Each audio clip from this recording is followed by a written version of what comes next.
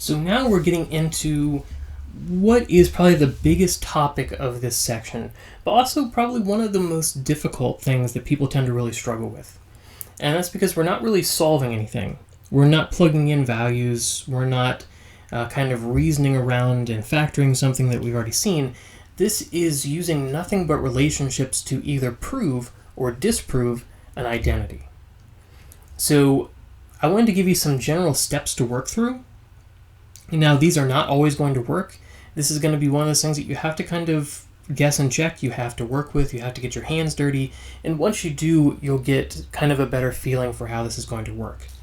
Now, this is exceptionally important for those of you going into calculus, because a lot of times we're going to be breaking down identities to be able to do some calculus on trigonometric things and making our lives a little bit easier. Essentially, breaking things down and using identities is going to be helpful because it's going to make your life so much easier when you get to calculus, kind of like factoring. Factoring is a huge thing that you need for calculus, and it makes your life so much easier if you're good at it.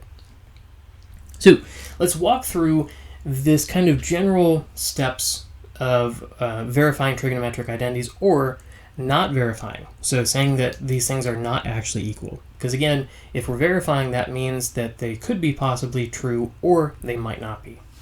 So step number one, I would always recommend working with one side of the equation at a time. Because trigonometric identity, you're going to have the left side is equal to the right side, and both of them are going to contain a certain amount of trigonometric stuff. You know, it could be secant squared of x divided by tangent squared of x is equal to sine, and you'll see if that's actually a true identity or not. So you should always work with just one equation.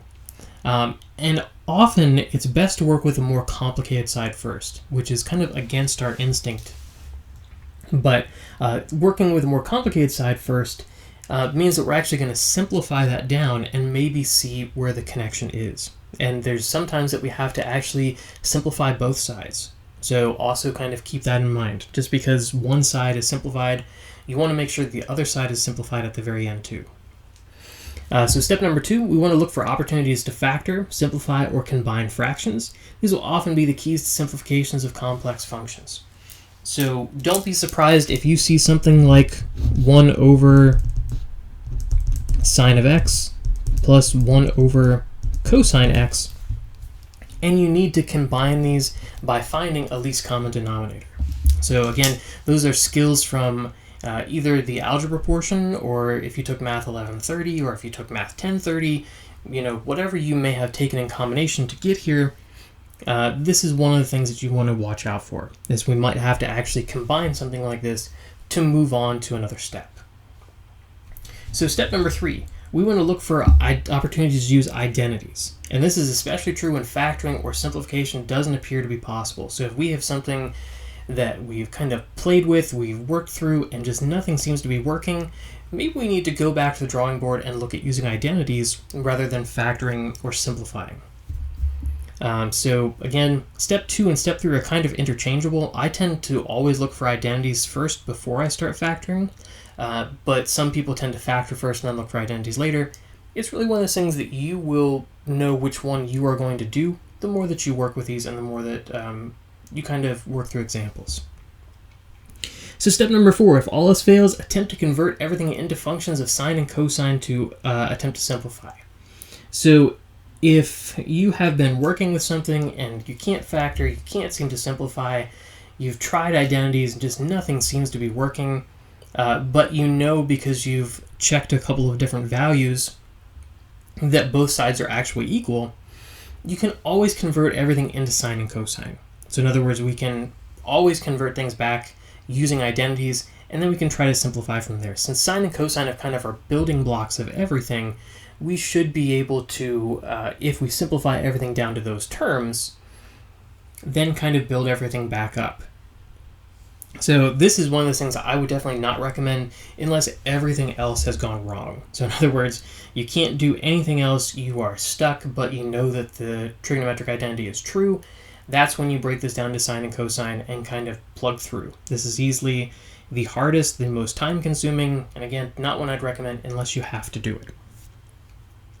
Step number 5. There's no correct way to solve these problems. There's lots of dead ends. When you are first working through this, you're going to find that, maybe you're 4 steps into a simplification process, and then all of a sudden you hit a dead end. That happens. So expect lots of dead ends, expect to be able to guess and check, expect to maybe get a little bit of frustration out of these. It's okay to be frustrated. It happens every single semester.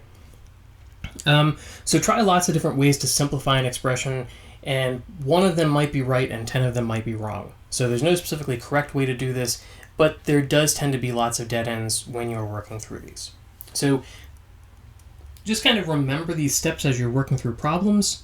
These aren't kind of a step-by-step guide or step-by-step algorithm like you would see in something like solving a vertex equation or something like that.